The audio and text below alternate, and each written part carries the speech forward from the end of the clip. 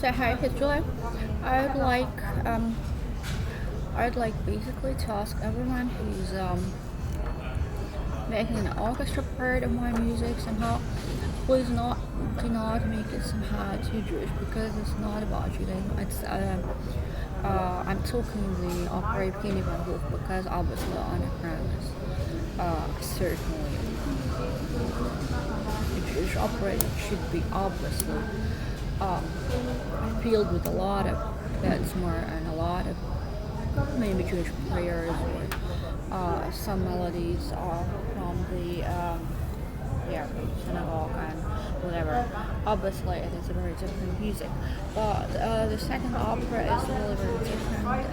It's about my brother who was literally trying to step away out of this religion because unfortunately he was mistreated sexually really a lot of times by Jewish people, so please do not make it somehow somehow Jewish. It's not this kind of music. So literally stick to my way of writing melody because I'm writing in the best traditions of Vina Classicismus. I'm writing it more in the traditions of Beethoven and Mozart and Chopin. Absolutely international composers absolutely free of a lot of national tuned melodies. So there's a big difference there. Um, I would be really happy if everyone who's making an orchestra part of my music is really sticking also to the harmonies because, as I said previously, it's quite a classicistically sounding music in my eyes. So I'd be really happy if the harmonies are such of a classical music more.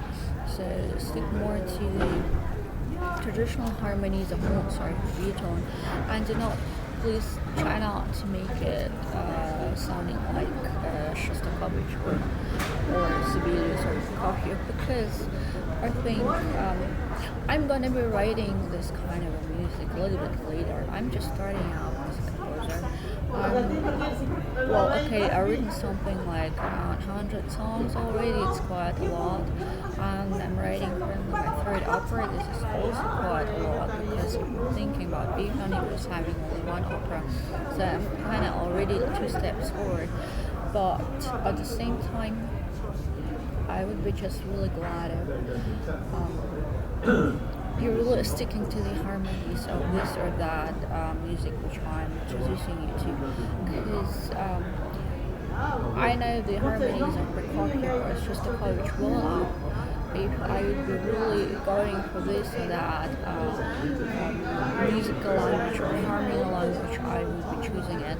But for this opera, or because it is one of the first ones of mine, I'm choosing rather the harmony style of classicism than anything else. I would be also really happy I'm actually getting paid for my music because I do understand the aim of a lot of performers who are kind of maybe even keen to see me 6 feet under because as a composer a lot of times the composer is actually a dead body and then thereafter his music is getting popular, is getting played, is getting performed and is getting famous, and all the interpreters are earning the entire money, and the composer is already dead body. So probably there is certain habit of a lot of performance to wish every composer to be a dead body because otherwise you're paying to composer. Otherwise there are certain percentages you just have to pay to a living composer. So if you're thinking about composers like Ennio Morricone, he was, as far as I know, trying to perform all of his music himself and be the conductor of his music or orchestra. And right now, I think he's one of the quite less performed composers because probably certain percentages every performer is gotta be getting to Morricone's family. if if they are performing his music. So he's rather less performed, rather more rarely performed than Mozart. So I do understand that composers obviously they need money, and I also need money as a composer for my music because obviously it is a time invested in this writing of music and writing of this melody. That is a big amount of education invested by me to writing of these melodies because I would be never ever able to write any of these melodies if I wouldn't be going through all these solfege exams and all these harmony exams because it's quite a catastrophe actually. All the colleges and music schools to go through these exams they are requiring really a lot of nerves from a student. So I would be never able to write any of these melodies if I wouldn't be really, be a musician since so many years and have this great, very long education.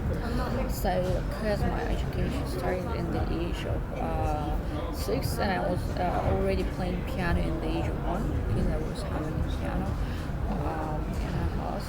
And I would be really happy to have 43% of, or let's say 143% of my music because it's completely written by me without any help, any teacher or tutor or whatever. So at least 43% because this is how long I'm a musician, this is how much effort is put by me into this music. And this is how many tears I cried while becoming a musician, becoming a professional musician. Yeah, I hope you do understand that not every composer is 6 feet under, and Hans Zimmer, for example, is earning great money probably. I hope actually that everybody who's a composer is earning good money because I think it's just fair enough to play the music of nowadays composers and